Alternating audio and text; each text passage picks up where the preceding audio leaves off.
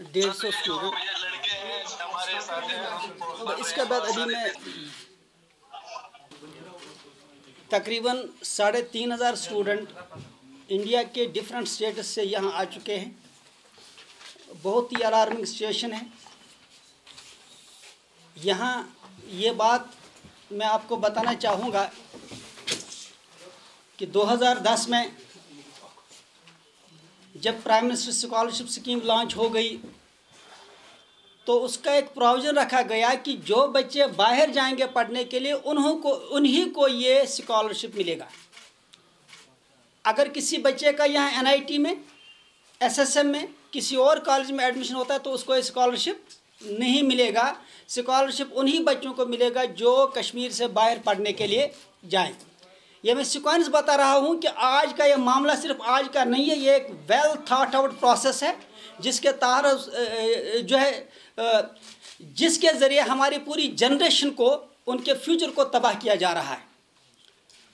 तो उसमें ये एक इन्होंने क्लॉज रखा है कि वही बच्चे, हुआ क्या था कि 2010 के आसपास 2.5 से 3 लाख इंजीनियरिंग सीटें डिफरेंट कॉलेजेस में थी, जिसमें 30% से 50% तक सीटें खाली रहती थी। और इनको यही कॉलेज उनको चलाने के लिए ग्रांट देने के बजाय उन्होंने बेवकूफ़ बनाया कश्मीर के पॉलिटिशियंस को कि आप इन बच्चों को वहाँ भेज दीजिए।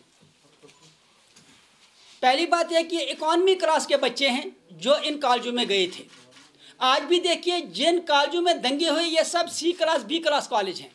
किसी आईआईटी में कोई दंगा नहीं हुआ, किसी मेडिकल कॉलेज में कोई दंगा नहीं हुआ, बीबीएसई कॉलेज में कोई दंगा नहीं हुआ।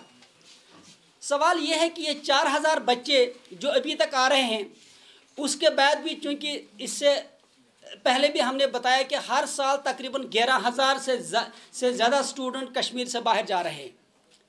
हमने अपने बाकायदा रिटन स्टेट में ये सारी बातें लिखी हैं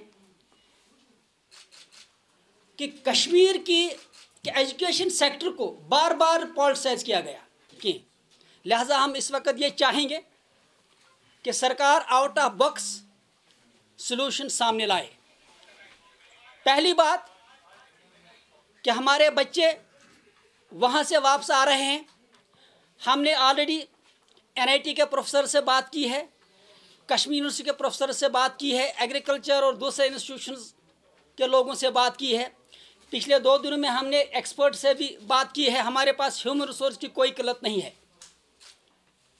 कश्मीर यूनिवर्सिटी की जिम्मेदारी बनती है इन हालात में ज़्यादा इसलिए भी कि उस बिहार से हमारे बच्चों को निकाला गया, जिस बिहार का आदमी हमारी कश्मीर यूनिवर्सिटी का वाइस चांसलर है, उसकी इखलाकी जिम्मेदारी बनती है कि हमारे सारे बच्चों का एग्ज़ाम कश्मीर यूनिवर्सिटी ही करे, एनआईटी करे।